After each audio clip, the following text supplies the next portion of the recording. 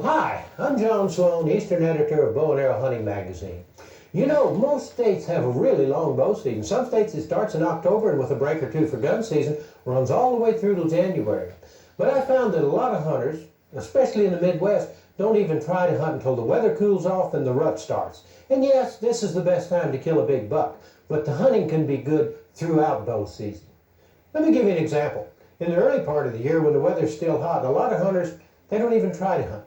Well, some friends of mine and I got together and we decided to try and hunt three particular segments of bow season. The early season, the mid-season, pre-rut, and rut.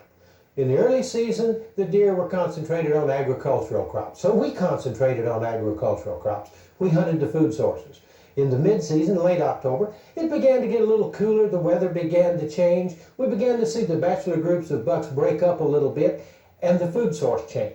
Now the deer were feeding on the hardwood mass, the oak acorns. So we changed. We moved our stands and our tactics more into the hardwoods. Still basically hunting food source. And then comes the pre-rut and the rut, and everything in a deer's world changes. And never is there more change than during this period. So we changed our tactics. No more did we worry about food sources because the bucks weren't worried about them. The bucks were getting ready to fast. They weren't going to gain weight during this period. They, in fact, were going to lose weight, maybe 20, even 30% of their body weight because they just don't eat during this period. They're looking for one thing and one thing only. So we moved our stands into the thick stuff, the travel corridors, where the bucks moved from one family unit to another, looking for the receptive doe. As the deer changed, we changed to match them. You'll notice that we're kind of different hunters, from a guy shooting a recurve to high-tech modern compound bows that shoot arrows the speed of light. But one thing we all did the same. We hunted deer the same, we changed our tactics the same, because we were all bow hunters. So come join my friends and I, won't you, into this look into the ever-changing world of whitetail deer. For bow hunters all across the United States, the early season, with the wide range of food sources, is the most challenging in terms of patterning or killing a trophy deer. To make it even more difficult, John has left the hardwoods of his home state of Tennessee and traveled to the rich woodlots and croplands of Missouri. Some of these hills here in Putnam County, Missouri are pretty steep. Brand new territory. Never saw it before daylight this morning. I've got 5 days to pick morning stands, afternoon stands, and pick them right the first time and try and kill a good deer. How do I do it? Deer are influenced by 4 factors: food, cover, terrain, and structure. Of those 4, by far the most important is food. If deer don't have food source, you won't have deer, you can't hunt them. Food makes them move, it's the catalyst. Deer don't move, we can't hunt them, can't kill them. Cornfields, the corns and the beans, hay fields here, crops are still in the fields. There's not any way you can zero in on where deer are going in and out of them. But these woods, these hardwood ridges all behind me are full of white oak acorns, and they're raining down everywhere. That's the food source we're going to key in on, the big, ripe, white oak acorn. So our food source is a white oak acorn, but as I said, the woods are full of them. Every tree here is absolutely loaded. What food source do we hunt? We don't. We can't hunt a food source. Deer are hard to kill at a food source. You can have a deer, we're bow hunting, you can have a deer feed within 10 yards of you for 20 minutes, never give you a shot. You've got to hunt the traveling deer. How do they travel? Based on 3 factors: cover, terrain, and structure. So we started out this morning, first of all, with binoculars from a distance, looking at the terrain features, where a deer would most likely travel. Where does a deer most likely travel? The same place you and I most likely travel. The easiest route, provided that route's got sufficient cover. So we had a starting point. We got back in these ridges and we looked for easy travel patterns for a deer to go from one ridge to another or from a bottom to a ridge top. Then we checked, did that terrain feature have sufficient cover? Most of the places we looked at sure did. Plenty of cover here. The woods are thick, they're just starting to change color. So what could we use to make a deer go from an area this size to an area this size? Structure. We looked for a funnel. One of the places we found was just an ideal example. It was a gently sloping ridge with a bench, a water-filled slough, and an old fence line. Beyond the fence line was a grown-up field. Young trees and weeds overhead high. I felt the minute I saw it, the deer had to be moving from that field onto that gently sloping ridge to feed on the acorns. And to do so, structure, that slough and that fence dictated where they were going to travel. We hung a stand based on the fence corner and the fact that I didn't think these deer would walk the slough. Hunting here for this week, here in Missouri, early season bow hunting, everything we do is going to be keyed on 4 factors: food, cover, terrain, and structure. It's going to be the key to killing an early season buck. We'll just see how well it works.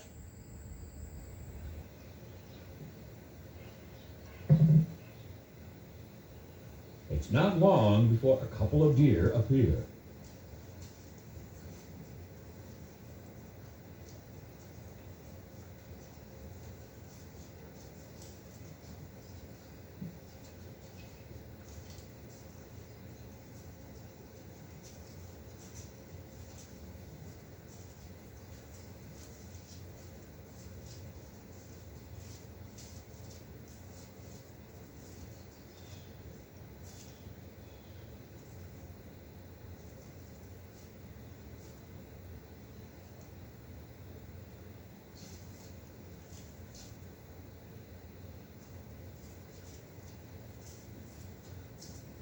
These deer are providing John a broadside shot at under 20 yards.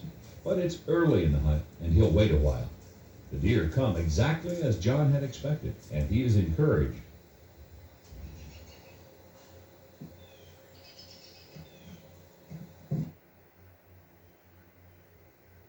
As the sun is setting, the only other action is a couple of raccoons that evidently have set out for an evening of raccoonery in the nearby slough.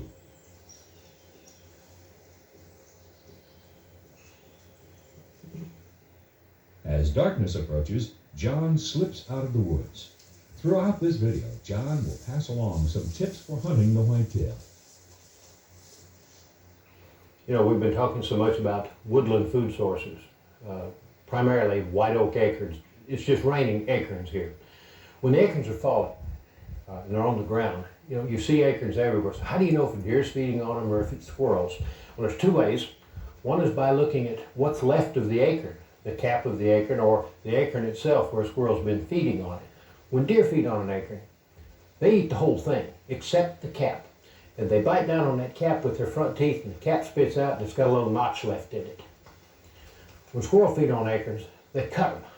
You'll actually find the acorn itself a lot of times that's been partially chewed or partially eaten. That's if you've got the acorns to look at.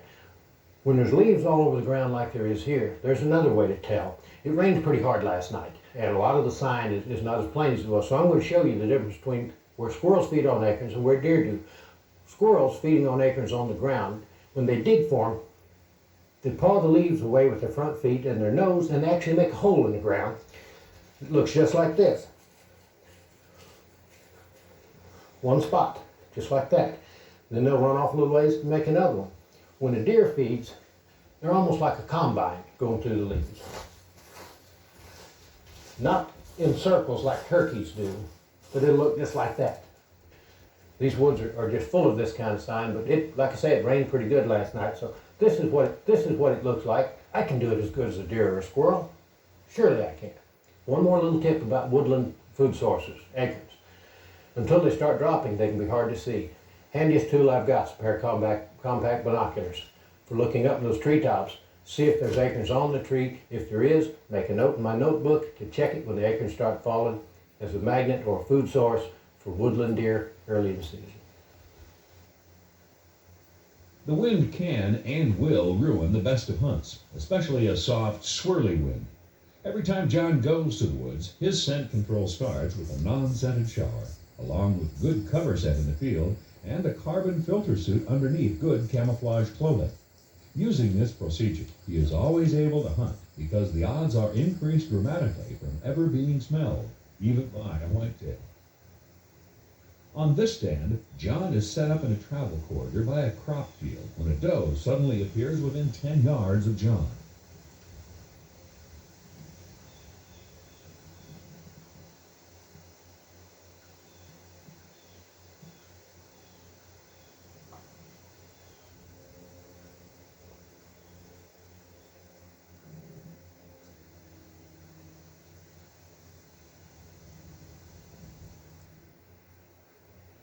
Over 30 minutes went by, and she still didn't detect or smell that anything was wrong, even with a swirly, switching wind.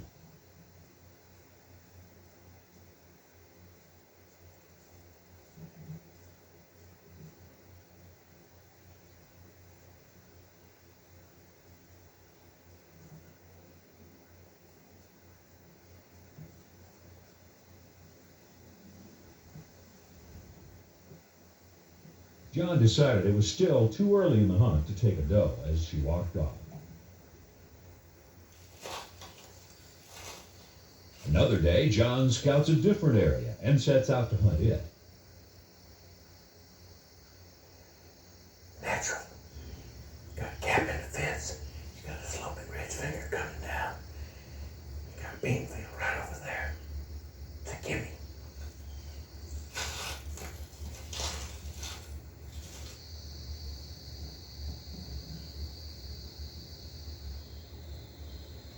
After a quiet hour, John detects some noise behind him.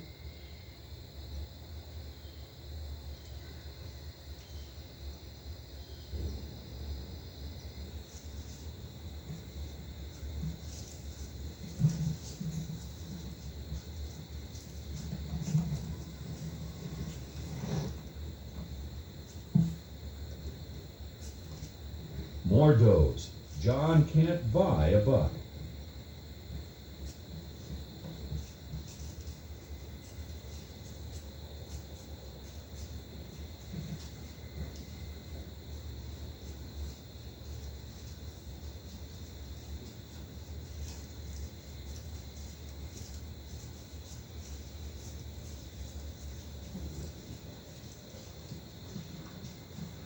Tomorrow is his last morning here, so the does had better watch out.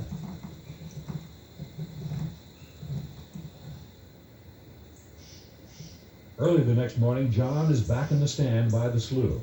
He's betting at least a doe will come by, and if so, he has decided to take a shot.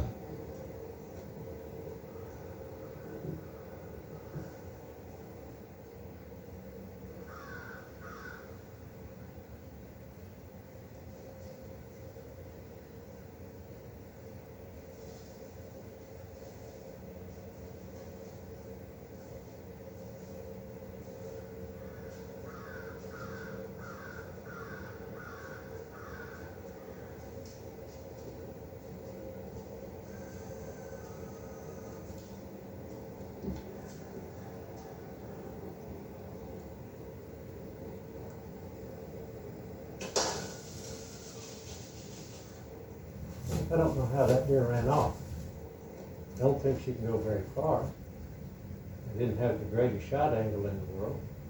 And I either hit her or a tree. But I thought she was going to drop in her tracks. Last morning of the hunt, been passing up does off and on all week. Time to put a little meat in the freezer.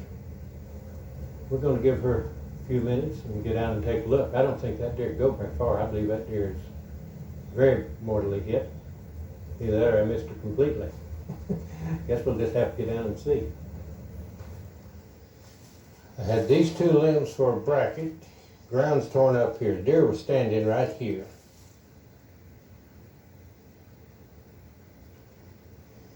And I see no blood. Arrow, arrow, uh-oh. Up here, sticking in the base of this tree with nothing on it but my name and my Alberta hunting license number, 661650. A clean miss. A clean miss. If you're not gonna make a good fatal quick killing shot on a deer, the next best one is a clean miss. So it looks like hamburgers tonight. But hey, wasn't this a great morning in the woods? With the Missouri hunt over, John travels to Pike County in west central Illinois, hoping to find better weather conditions. He's disappointed to find it even hotter. The ever-changing world of white-tailed deer. I've heard it said many times that deer are creatures of habit. I don't think so. Everything in a whitetail's life changes every day almost. There are so many factors, so many variables. Whitetails live in close association with man, and it's the habits of man and the actions of man that make his world, the whitetail's world, such a changing thing. A smart hunter learns to adapt to these changes. He tries to understand them. He understands that a whitetail likes variety. For instance, food source. Without a food source, you have no white-tailed deer. Food is the catalyst. Food is what makes them move. If deer don't move, we can't hunt them. But we've got to understand that that food source changes, and sometimes it changes almost overnight. Take a Midwest whitetail, for instance. He's had all summer in the corn and the beans and the alfalfa fields. And now autumn's coming, and the acorns begin to drop off the oak trees on the edges of these fields. He's like you are. When you go get a steak dinner, don't you also sometimes have a baked potato and maybe some broccoli and a salad? You like variety in your diet, and so does the white-tailed deer. This is one of the keys to hunting white-tailed deer, understanding that food change, and understanding that deer live on the fringe of things. They're edge animals, and this often can be their downfall any time of the year, anywhere you hunt them. To give you an example, come with me and let me show you how I picked out one of the stands. Look at this cornfield behind me. This is a massive cornfield. If those deer go out in that cornfield and stay, we can't hunt them. It's impossible. But they don't do that. Every cornfield has an edge. It has a fringe.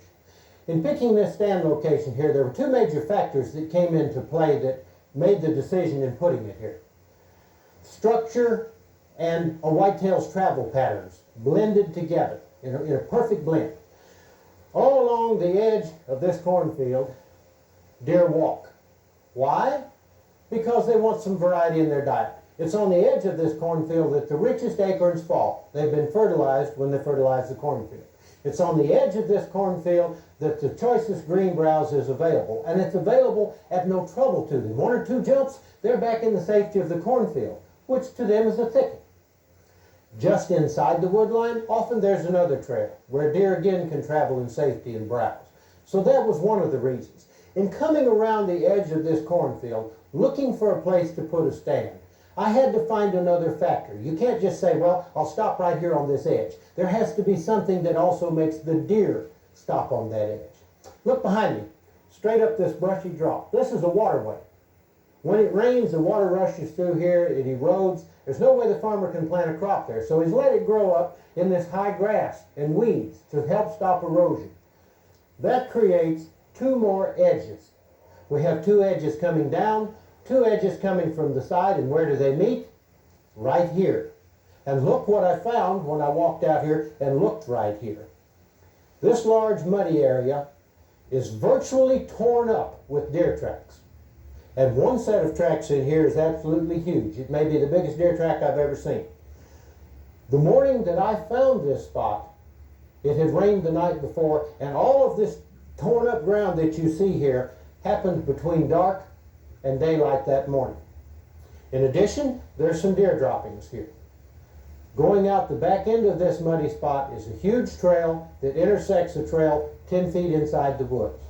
40 yards from where I'm standing, we hung a stand. It's on a creek bank with a bluff behind it. It's a perfect setup. Anything but a south wind makes this a huntable spot. My thinking was deer would either come on that woodland trail 10 yards inside there, or they'd come right around the edge of this field. Well, let me show you what happened.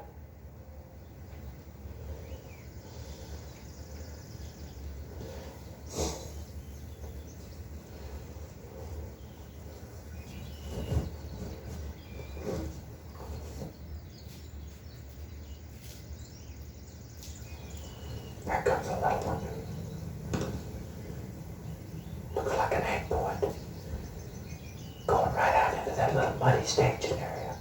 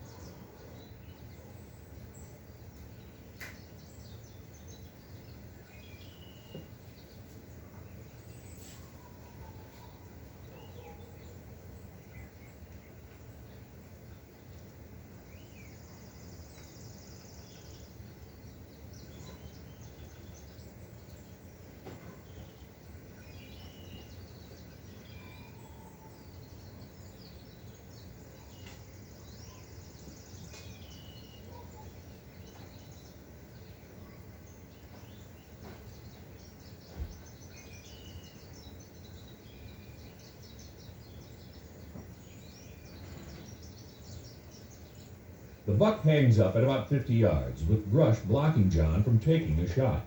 Regardless, he feels it would be too far to shoot anyway. I wonder if I can turn him by rattling.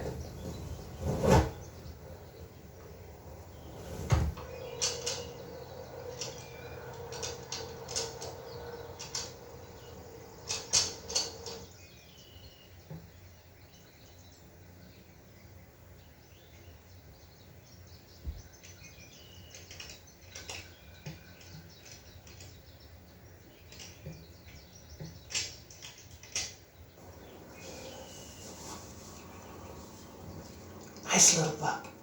Boy, I thought one time there I had him fooled with that little bit of tickling with the rattler bag. He and I both thought that there was a bigger deer over here to the west of me. I heard a noise and so did he. And he just kind of tensed up and tucked his tail, and that's when he turned around. I thought there was another deer coming. I don't know what it was. I heard that sound in there twice. It sounded a little like a deer maybe rubbing on a tree. That buck will be back tomorrow. He's a nice little buck for this time of year. If I trim 3 branches and get out of here real quiet, I might have a pretty good day in here tomorrow morning. What a beautiful morning.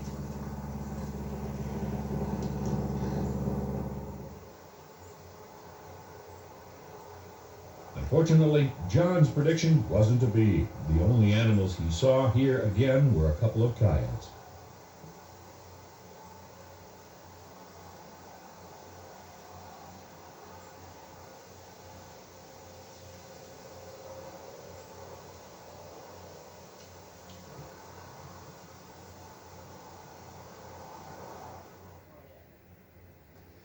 Another stand location we picked in western Illinois in the middle of October, we based it on 2 or 3 other factors. The edge effect really had nothing to do with it. You see this big cornfield. Obviously deer are staying in that cornfield. They're bedding in there. They're spending a lot of time in that cornfield. But they're not spending all their time there because the emerging food source, the red oak acres that are dropping back in this woodlot back here, this pretty good sized piece of timber, are going to draw them into the woods. To get to those woods, they've got to cross 3 things. First of all, they have to cross this highway. Now, this highway is no barrier to them. There's nothing here to make these deer cross in a specific place. Maybe they're crossing 100 yards that way. Maybe they're crossing 100 yards this way. I don't know. I don't care. The highway doesn't figure into it except that it's a piece of structure they have to deal with. After they cross the highway, they've got another piece of structure to deal with. 15 yards down here is the fence. But look at this fence. 2 wires, very far apart, not very tight. Electrical fence sometimes when they've got cattle in here. Deer can go under it, they can go through it, they can go over it. This doesn't make them cross in any particular place. It's a piece of structure, but in this particular situation, it's really of no value in picking a stand. But let me show you what is. After these deer cross this fence, over here another 30 yards is a creek. It's a shallow creek. They could cross it anywhere they want. But look at that bluff bank. That's steep. Although a deer could easily cross that anywhere they wanted to, they're not going to. And I'll show you why, and I'll show you why we picked a stand location here. Come on down and look at this creek. Look at this creek crossing. The trail's deep. It's getting a lot of use. There's a lot of tracks in it. Here's a rub. This is mid-October. It's not even pre-rut yet. Already they're rubbing, and that's a pretty good buck doing that. Big creek crossing, and rightfully so, because look straight across the creek at those 2 nice, gentle sloping points that these deer can filter up into this hardwood timber without having to climb that bluff. It's the obvious place for them to cross the creek, and therefore it's the obvious place for them to cross the road and the fence and feed right on up into these hardwoods. Now the key to this stand, as we found out after we got up there and did a little looking, was 2 huge red oak trees that were dropping acorns, and the deer were feeding them. There's a ditch, an erosion channel that splits these 2 sloping points. About 80 yards up there, it filters out and it gets small where a deer can step across it, kind of like a wishbone. Right there is where we hung the stand. Come on, I'll show you why. Well, this little point make me huff and puff a little bit, but to a white-tailed deer, it's a piece of cake.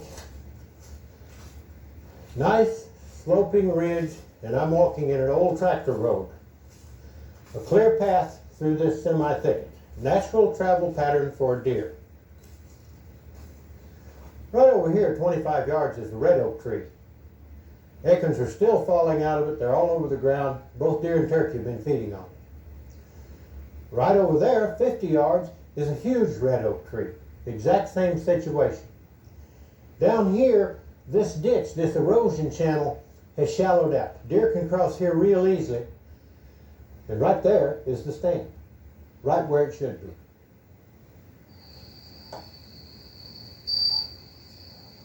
Early the next morning, John almost grabbed his heart as dawn approached and a turkey was looking at him.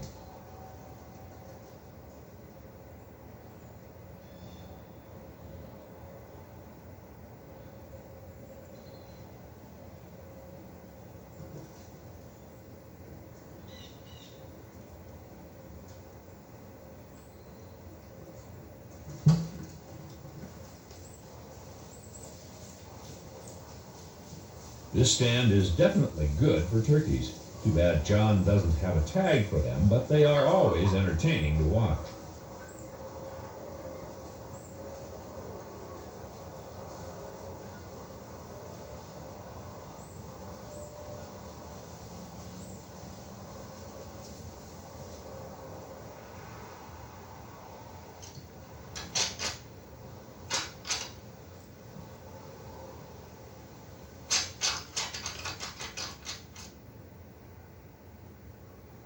John's rattling attracts a small buck.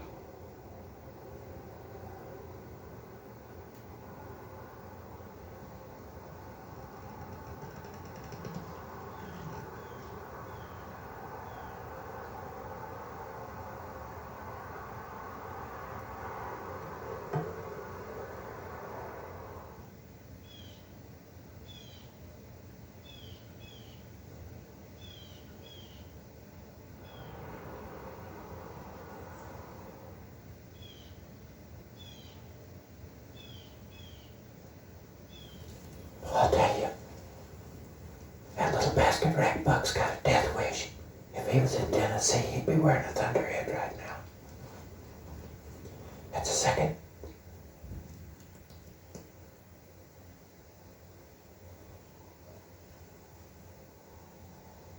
That's the second time this morning he's come within 20 yards of me. He keeps that up, he's gonna get in trouble. I'm still watching him, and he's watching something else. I don't think he's by himself. He came down here, he wants to cross the road. Just as he got here, a car came by, and he watched that car go all the way. He's standing out there now about 45 yards, looking back the way he came from. That deer may have company. It could get interesting here in a minute. That deer was broadside to me at about 20 yards for 5 or 10, 15 seconds. I could have shot him easily. I guess it was one of those days that maybe I wanted to be a trophy hunter, and I thought I could do a little bit better, so I let him walk. Never pass up on the first day what you kill on the last. That's bow hunting.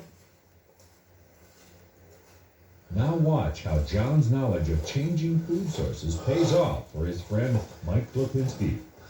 Sometimes the food patterns with deer change subtly.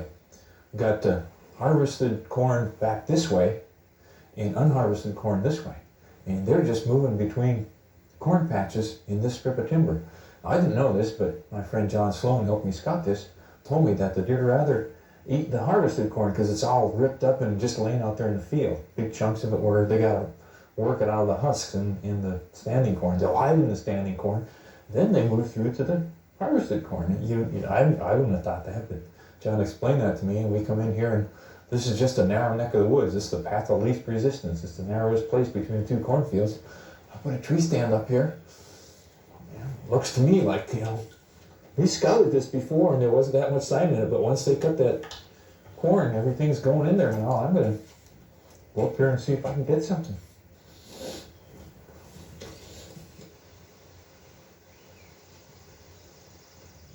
Okay, here comes one. Here comes one.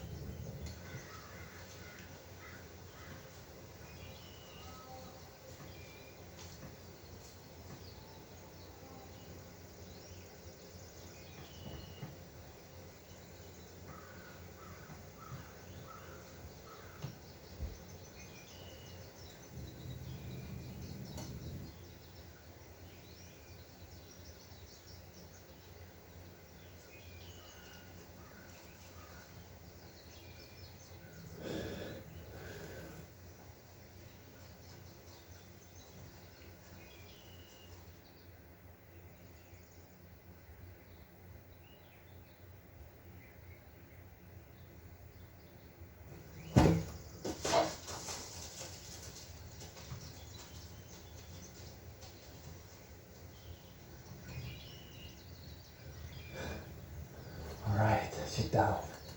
That's what I like. Good, quick, humane kill, short shot. Boy, soaked in blood, went right through it.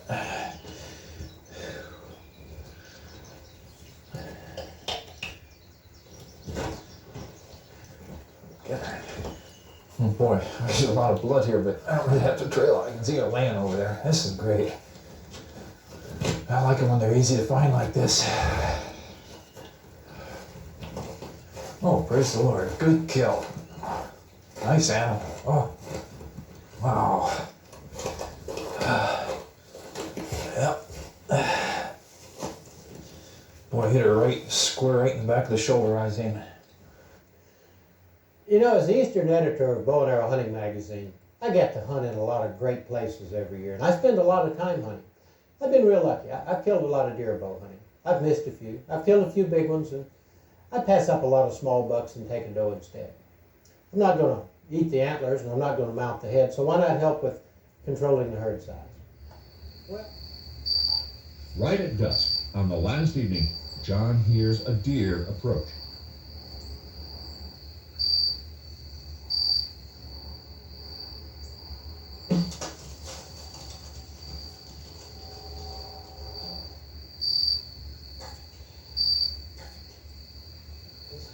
this is the kind of blood trail I like.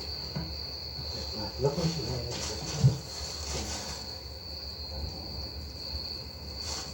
I don't think she went very far.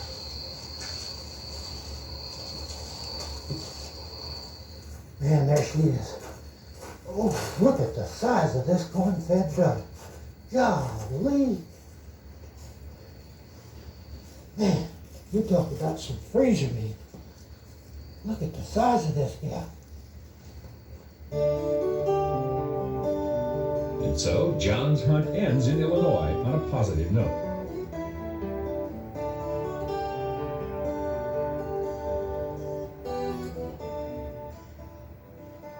John has now traveled 700 miles west to south central Nebraska for only a few days of hunting. The rut is starting to heat up, and John is anxious to hunt new territory.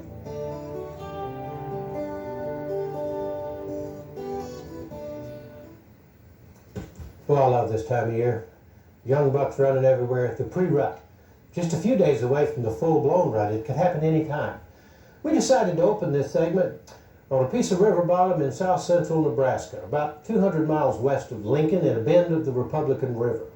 Now, as we go along, we'll be in some other states, in the Midwest, Iowa, possibly Missouri, but we thought this would be a great place to start because here is where we're going to be able to get a real feel for what's going on. The bachelor groups have broken up for the most part. Now, the small bucks, the spikes and the fork horns and maybe a 6-point, they're still kind of running together. They're still kind of good friends, but the bigger bucks, they pulled off to the side. The first morning we were here, the landowner took us on a tour of this 1,000 acres so that we could see where the boundaries were. And as we drove over the place from the truck, we saw 5 bucks that would make Pope and Young record book minimums. And that's pretty exciting. But don't be misled. It's not that easy. Seeing a buck from a truck is not the same as getting one close enough to a stand to put an arrow in. So we've had to change our tactics. In the center of this 1,000-acre farm are crop fields: corn, soybeans, and hay. We're not worried about those. All around those fields and splitting them is some real thick stuff. Now, this is kind of an open area here where I'm standing. This is a place that the little bucks will come quite often to be seen and to run the does around. The big bucks are not likely to walk through here. They're going to be in the thick stuff. They're going to be on the connecting trails, the trails that connect one family unit with another. They're going to be traveling primarily in the afternoon, looking for those groups of does, checking them out to see if there's any change in their estrus status yet. The little bucks, they'll be actively running the does, and the does will finally get tired of it and turn around and run them off. But it all makes for a great show. And in some of this footage, you may hear guns going off in the background. It's pheasant season here in Nebraska. This is private property, and there are no pheasants on this place, so we've got it pretty much to ourselves. And it's a great place to start. Now is the time of change. Everything is changing now. The bucks aren't concerned about food at all. In fact, they're about to go on a fast. They may lose 20, maybe even 30% of their body weight over the next 3 weeks. The does are still going to the fields to feed. So in the afternoons, our stands will be in the thick stuff, on the connecting trails that the does travel going to the fields. Hopefully, we'll catch one of the big boys slipping along with her. We're sure going to give it a try. Well, I'm going to go get in the woods.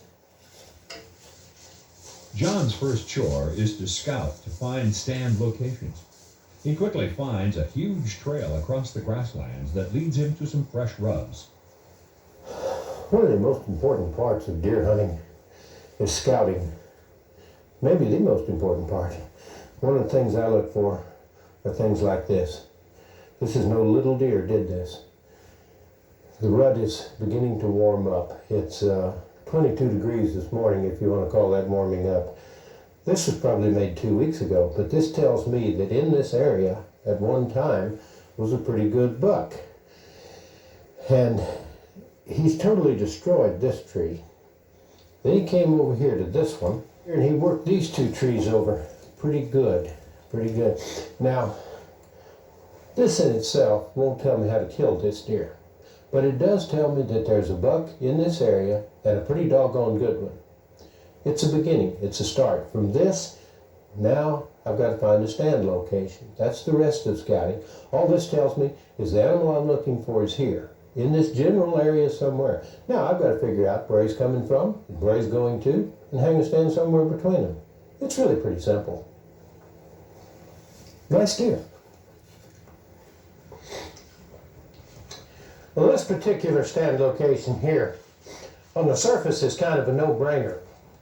I think just about any deer hunter that's been hunting a year or more would realize in looking around that he needs to put a stand here somewhere.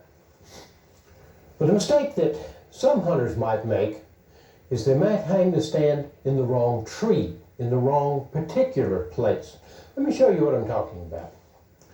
This is a little open area here, 20, 30 yards across, maybe 30 or 40 yards long. It's an obvious display area for bucks as the rut comes on. This one bush here is absolutely demolished. He has just torn it up. This cedar tree has been hooked on. There's another one over there that's really been rubbed up heavy. Over here about 20 yards are 3 or 4 old, insignificant scrapes. They really don't mean anything. But between them are 5 rubs on the cedar trees. And that's what really tipped me off about where to put this stand. Everything about this indicates that this deer was traveling from this direction and going this direction. And this is all thicket out here. The only place that you can get a shot at this deer coming through here, and I'm convinced there's probably 2 or 3 deer, is here in this opening. And I've got to place the stand in such a position that I can shoot him coming this way. There was only one place I could put it. This is one of the toughest stands I ever hung. Let me show you what it looks like when it's done. First of all, I trimmed 2 or 3 branches here to give me a shooting lane. And then I hung a stand just about 8 feet off the ground. You can't see it very well, but that's the way I want it. But you'll be able to see me when I get up in it, and that'll give you an idea of what I've done. Once again, it's one of these leaning cottonwood trees.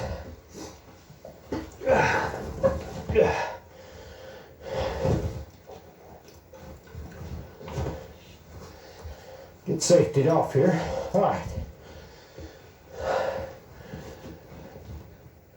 I've got the shooting area all in that opening. If the deer comes across the way I think he's been coming, got a 20-yard shot right straight at the camera, right there. This stand is 8 feet off the ground in a leaning tree, but it's in the right place. I've got good cover. If I've got any advance warning, if I know he's coming,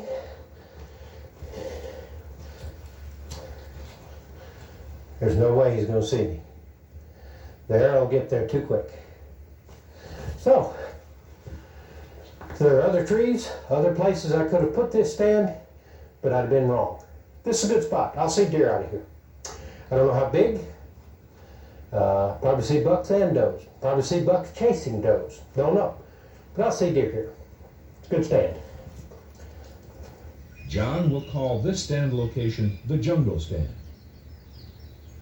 He decided to let this stand rest and set out to spend the afternoon in another stand by the river, which he called the River Stand.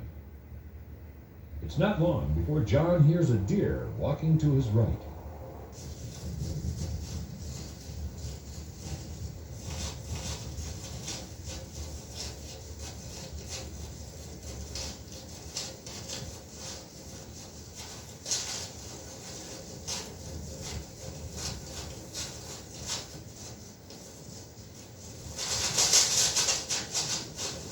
The deer spots the camera moving and jumps.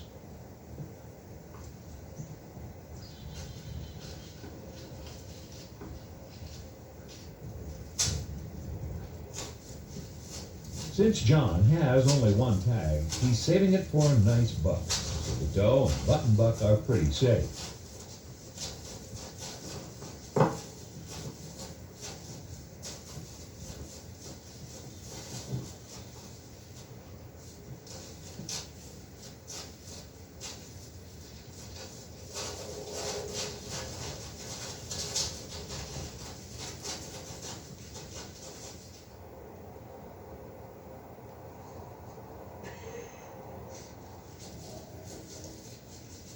This small buck joins in the procession.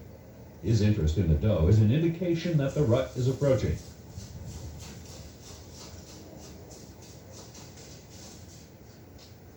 Another small buck slipped in from John's right, offering a 20-yard shot.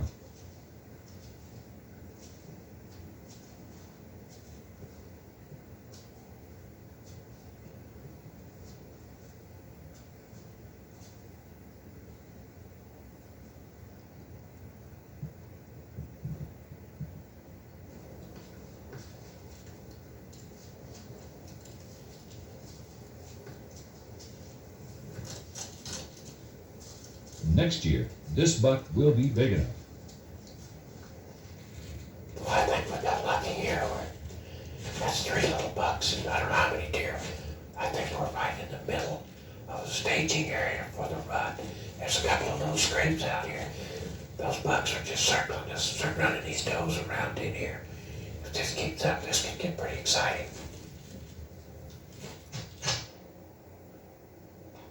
Later, John tried a little rattling, but the afternoon passed with no more deer appearing. He planned to be back at dawn to evaluate this as a morning stand.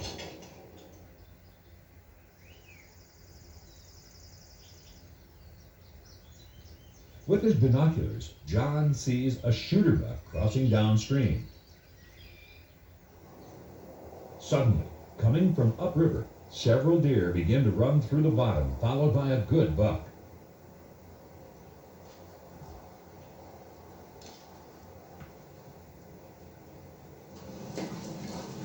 The landowner looking for cattle has inadvertently ended John's morning hunt.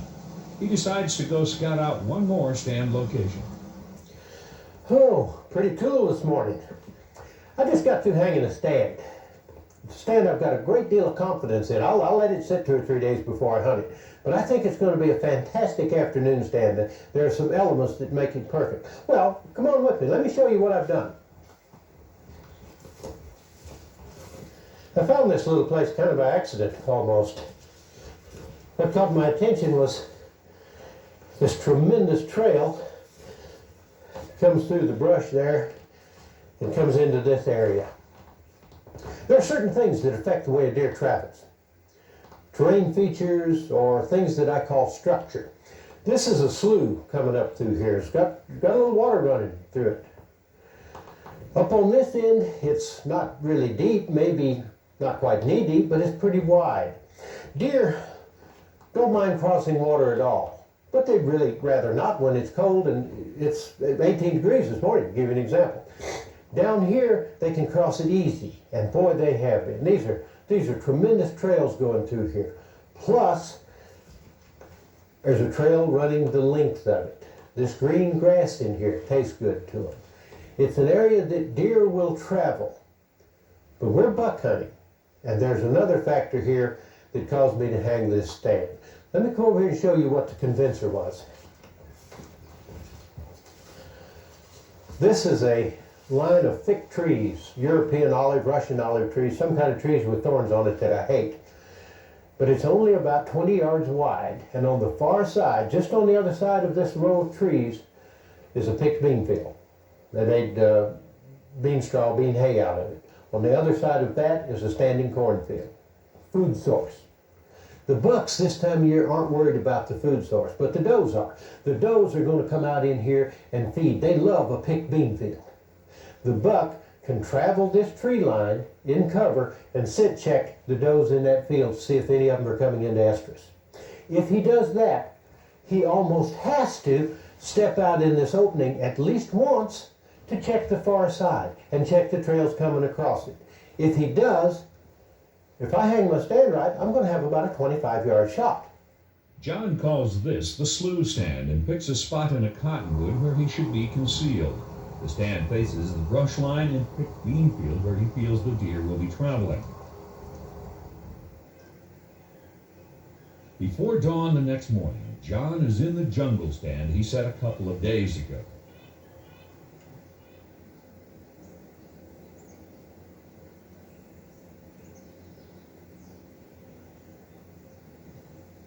John catches movement of some does in the brush, and while he's watching them, another doe slips in.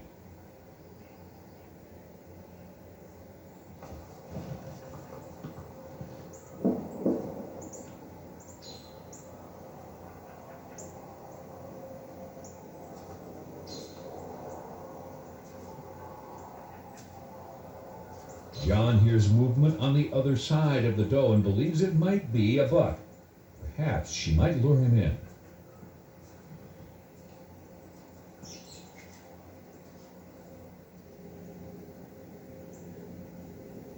She seems like a wise older doe and knows something isn't quite right.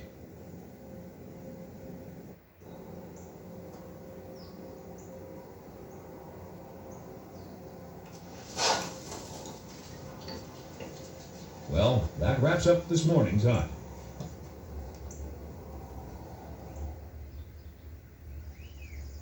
That afternoon, John set up in the river stand. John is in the stand less than 10 minutes before the action starts.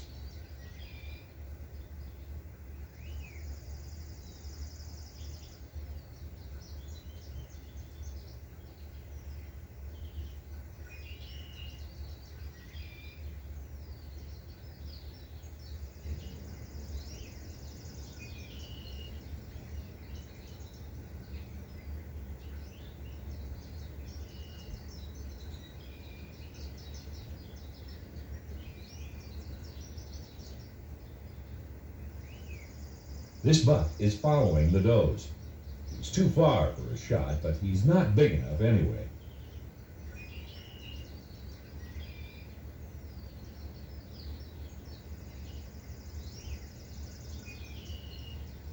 All the deer are moving upriver, and John won't see any more here today. Early the next morning, John is again back at the jungle stand. This might be his last day to hunt Nebraska as the front is moving in and he has to get to Iowa.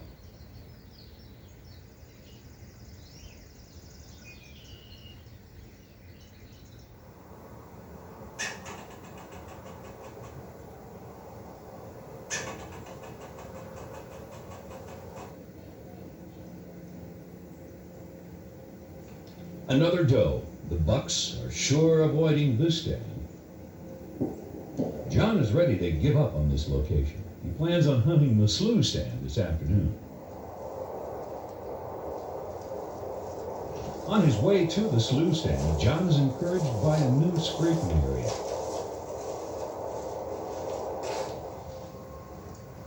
John is in place by early afternoon. The beautiful weather belies the weatherman's prediction of a bad storm approaching. After a while, John hears movement in the brush.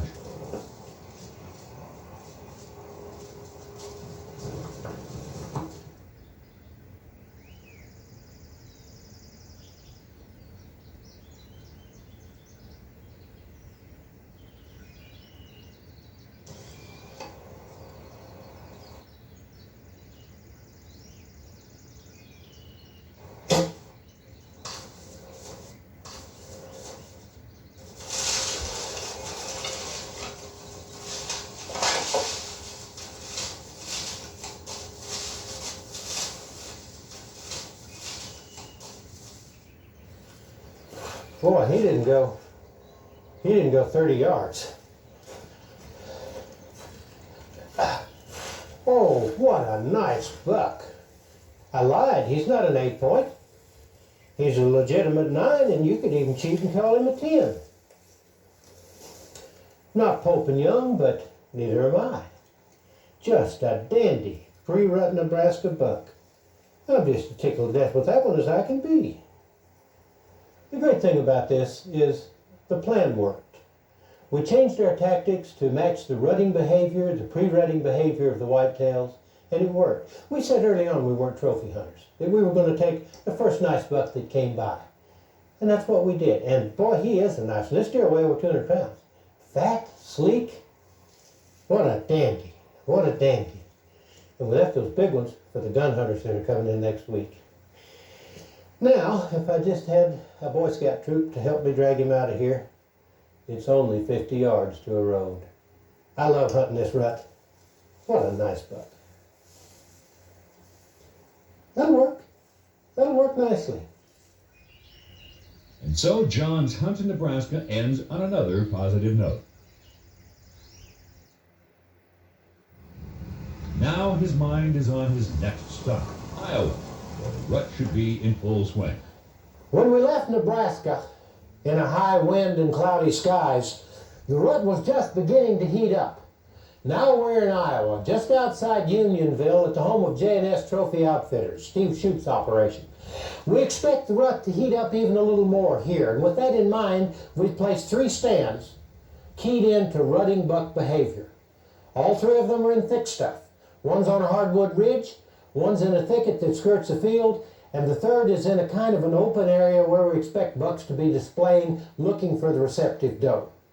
If we can get some cool weather, these deer will move during the daytime. If it warms up, they'll move more at night. But whatever it is, the rut is going to happen. We're going to be here when it does.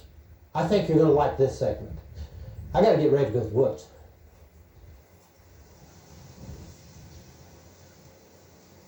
Steve Shoup gave John a couple of good areas to hunt where deer had been seen recently. This required a minimum of scouting by John, so all he had to do is decide on stand locations that would work during this stage of the rut. The first stand was set up in a brushy draw below these fields. It's a natural travel funnel and full of buck sign. The first morning John hunted this stand, it was cold and breezy, good for a little rattling. Not more than 10 minutes later, John sees results.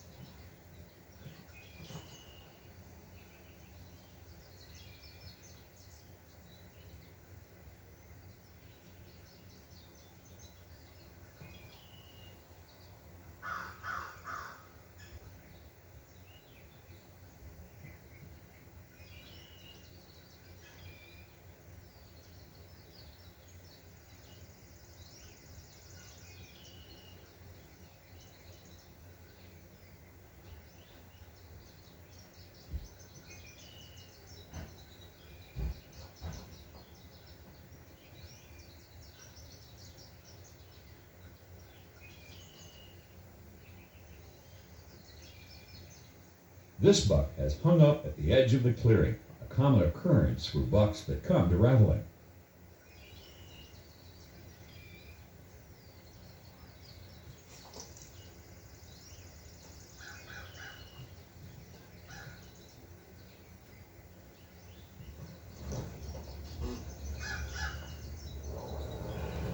That's not bad for our first morning here in Iowa. 10 minutes It's after 7. That buck, he's probably 130, maybe a little better. Came in that thicket there, checking scrapes. I was able to turn him 4 different times, calling and some light rattling. 2 more steps, I could have shot him. Not a bad way to start. We're going to be back in here. We're not done with him yet. That's a real nice buck. I'd be happy to have him. We're not done with him yet. We're going to try him some more. John moved the stand across the opening to an oak tree right above where the buck first appeared. During his stay here in Iowa, he hunted this stand several more times, but never got another deer in close. The second stand was on top of a finger ridge that joined the main ridge. Several other finger ridges merged here, making it a prime spot for a rutting buck to travel in search of a receptive doe. Before going to the stand, John decided to pull a drag rag saturated with estrus scent. He left a trail along the field edge and into the stand site, 200 yards back in the woods. Hopefully this would attract a receptive buck.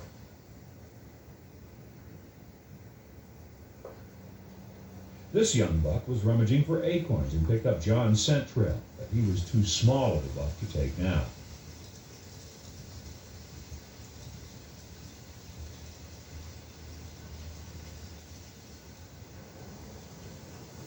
One day he did have an experience he will remember.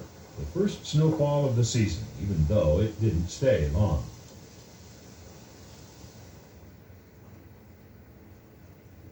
This was the only buck John saw in this stand, so he lost confidence in this location.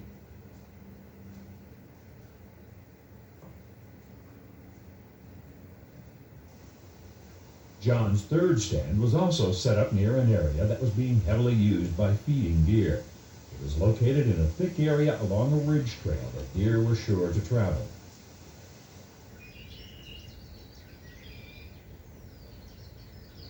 The first day John hunted this stand, a doe walked right under the stand and behind him. Out of camera view, a decent buck was walking along the ridge. Could be a good omen.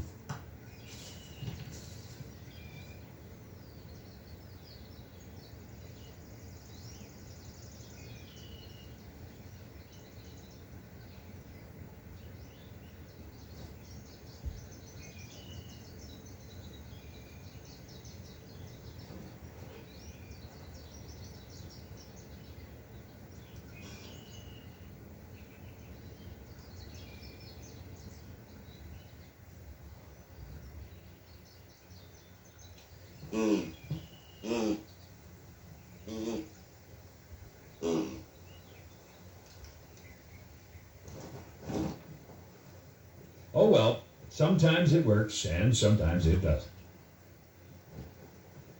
Midday is also a great time to be out hunting during the rut.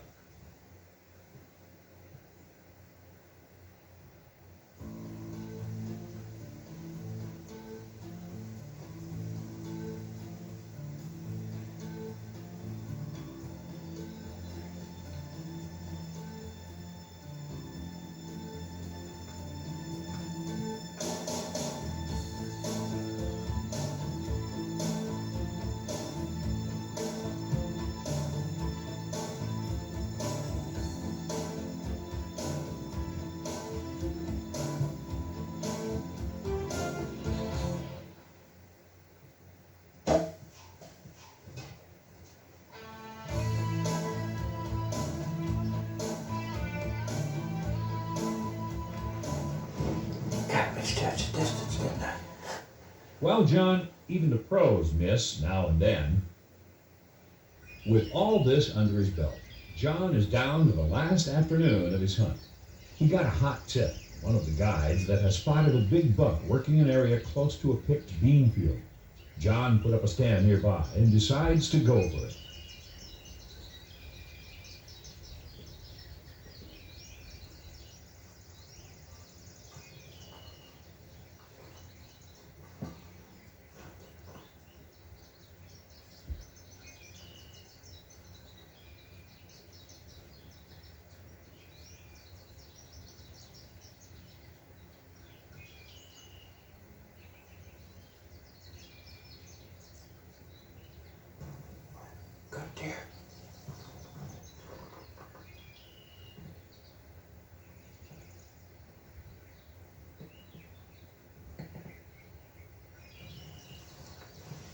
supposed to come up this ridge, not that one. As the afternoon ticks by, John is getting more and more impatient. He'd like to go home with something.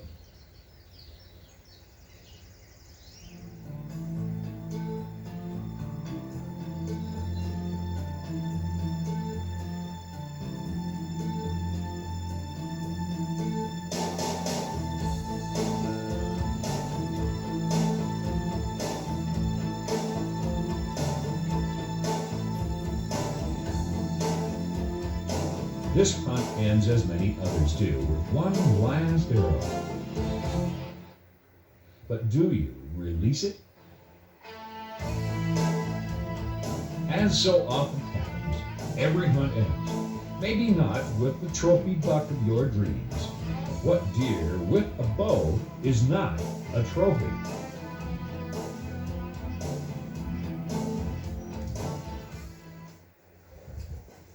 They come in all sizes, shapes, and colors, and just like the weather, they're constantly changing. The weather here this afternoon is pretty bleak and miserable, and our Iowa hunt has come to a conclusion. Through the states and the days and the seasons, we had some great encounters and some good friends. We hope we've helped you. Some of the things that we tried worked. Some of them didn't. In Nebraska, it was perfect. Everything went just as planned. Here in Iowa, boy, the weather, 30-30. Never above 30 degrees, the wind never below 30 miles an hour. But still, we had our chances. The first morning, I had a really nice buck inside 20 yards. I could have killed him. I didn't know he was on camera. I missed a buck. We've had some chances. A lot of things happened that you didn't see. Through it all, through the time we've spent, we've enjoyed this journey through the ever-changing world of white-tailed deer. We hope you have too. Thanks for coming along with us.